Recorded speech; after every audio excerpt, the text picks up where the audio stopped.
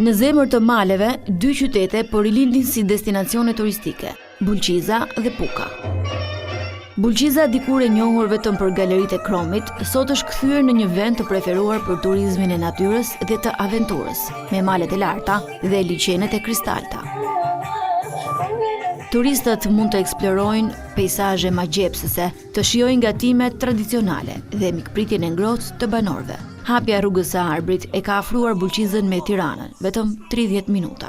Ndaj operatorët turistik janë gati të presin më shumë turist këtë sezon. Nacionale që fillojnë nga Rakia e Kumblës, që e bëjmë ne si zonë e Fushë Bulqizës me shumicë, dhe është krenari sepse është diçka shumë origjinale dhe shumë reale, siç ka qenë para shumë vitesh, tek lëngu i Thanës, dhe lëngu i Thanës është diçka që me të vërtetë është fantastik, është ilaç, i thomi ne, që është bëhet pa sheqer, dhe gjitha produktet tjera si vera apo rakia dullenjës që është shumë interesante, apo gatimet tona tradicionale që edhe vizitorët tu i provuan sot. Ndërkaq Puka, e cila gjendet 138 km larg kryeqytetit, njihet si parajsa e fshehur e veriut shqiptar. Puka ofron shtigje të shumta për hiking dhe ciklizëm, pyje të dendura me dhe pisha, produkte bio-autentike si djathi, mishi dhe reçelrat tradicional, boronicat e kërpudhat.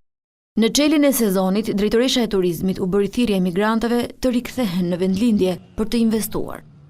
Ligji për paketën e maleve është një ligj i rëndësishëm, e mendoj, dhe një ide shumë e mirë që tërë ata të rinj që kanë ikur, kanë emigruar, por edhe biznesmen të tjerë të vinë, të investojnë.